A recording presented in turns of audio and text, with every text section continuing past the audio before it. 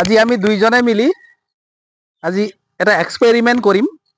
এই এক্সপেৰিমেণ্টটো হৈছে আমি মাছৰ কাৰ্টুনত কেনেকৈ কণী, কুকুৰাৰ কণী বা হাঁহৰ কণীক আমি কি কৰিম? উমনি নবহাকৈ কুকুৰা উমনি নবহাকে আমি এটি এক্সপেৰিমেণ্ট কৰিম। কি হয় নাজানো, কি আনিছো আপোনালোকক দেখুৱাব বিচাৰিছো। কি আছে? প্ৰথমতে কি আছে? টেপ দুটামান আছে। মাছৰ কাৰ্টুন লাগিব। মাছৰ কাৰ্টুন লৈ আহ। মাছৰ কাৰ্টুন, তাৰপিছত আৰু কি আছে? টেপ আছে কেইটা? দুটা। আৰু এটা চাওঁ। টেপ দুটা। তাৰপিছত কি লাগিব? বাল্ব আছে। তাৰপিছত কি লাগিব? বাল্বক ক'ত লগাম আমি? হোল্ডাৰ লাগিব। এইটো হৈ গ'ল এক্সটেনশ্যন বৰ্ড।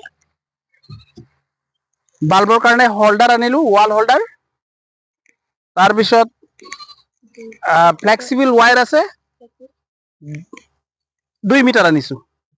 তাৰপিছত কি আছে? টেষ্টাৰ এটা আৰু এই আইনাটো। কেনেকৈ আমি এতিয়া বস্তুটো এক্সপেৰিমেণ্ট কৰিম, কেনেকৈ তৈয়াৰ কৰিম। আৰু ইয়াত কিছুমান মেচিনাৰী বস্তু আছে। এইটো কি বুলি কয়? হিটিং সেন্সৰ। হিটিং সেন্সাৰ। 2 pin plug. তাৰপিছত কি আছে? 12 ভোল্টৰ চাৰ্জাৰ। 12 ভোল্টৰ চাৰ্জাৰ। মেল কোড আছে উইথ ফিমেল কোড। তাৰপিছত আছে কি আছে ইয়াত? কুলিং ফেন। এইকেইটা লৈ আমি এতিয়া এই এক্সপেৰিমেণ্টটো, এই কামটো কৰোঁ। এইখিনি থৈ ললো। প্ৰথমে আমি কি কৰিম? টেপ মাৰিম। প্ৰথমে আমি ইয়াক টেপ মাৰিম। ইয়াক ধুনীয়াকে আমি প্ৰথমে টেপ মাৰিম। অকণমান পানী তিতি আছে, অকণমান মুচি লৈছো।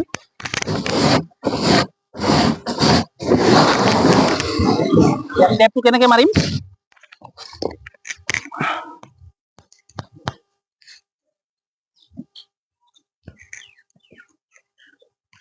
নাই খোলা যে? পাই গলো।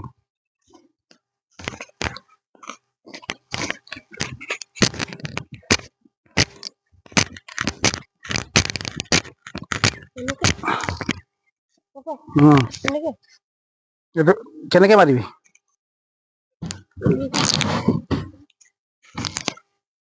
টেপটো আমি কেনেকৈ মাৰিম? ইয়াত টেপটো কিয় মাৰিব লাগে? একেবাৰে তলৰ পৰা টেপটো মাৰিলে মৰাৰ হ'ব। কাৰণ এটাই যে যিহেতু উষ্ণতাটো তাত ধৰি ৰাখিব পাৰে, ভিতৰত যেতিয়া বাল্বটো জ্বলিব, বাল্বটো জ্বলাৰ সময়ত তাত যেতিয়া গৰম হ'ব, নিৰ্দিষ্ট তাপমাত্ৰা উষ্ণতা থাকিব, গতিকে তাত টেপখিনি মাৰি লোৱা হয়। এতিয়া বাহিৰৰ পৰা যাতে ভিতৰত থকা কণীখিনি সহজে দেখি পোৱা যায়, তাৰ বাবে আমি ইয়াত এটা গ্লাছ ফিট কৰিছোঁ। গ্লাছটো এনেকৈ কাটি লৈছোঁ গ্লাছটো, আৰু তাত ধুনীয়াকৈ আমি আইনাটো বহুৱাই তাতো টেপটো মাৰি দিছোঁ।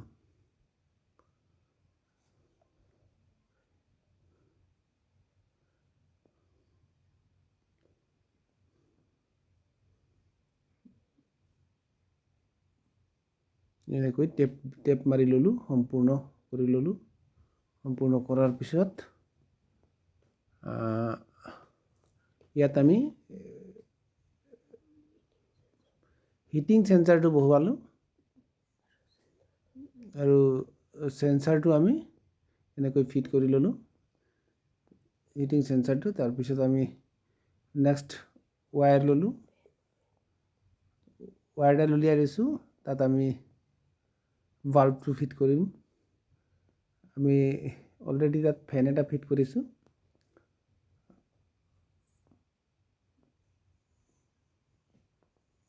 এনেকৈ কাৰেণ্টৰ যিটো মেইন ৱায়াৰ, ফ্লেক্সিবল ৱায়াৰ যিটো আনিছিলোঁ 2 মিটাৰ, তাৰে ইয়াত আমি হোল্ডাৰত ফিট কৰি এনেকৈ লগাই দিলোঁ।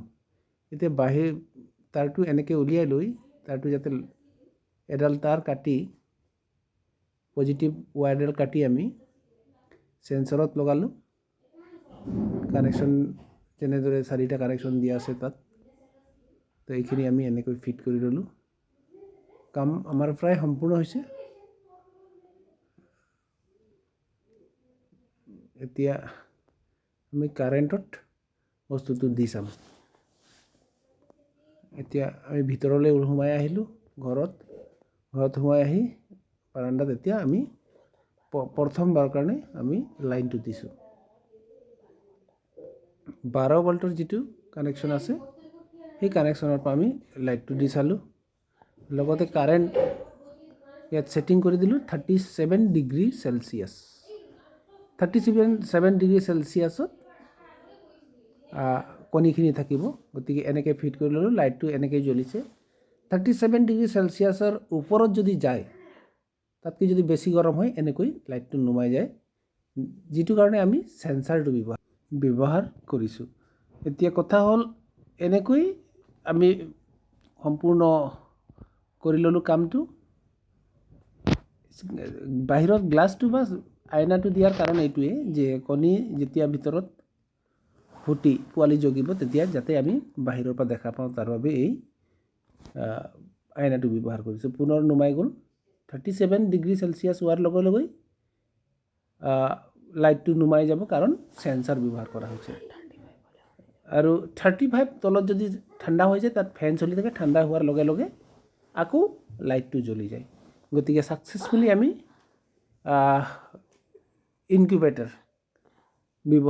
ইনকিউবেটাৰ আমি প্ৰস্তুত কৰিব পাৰিলোঁ। ধন্যবাদ।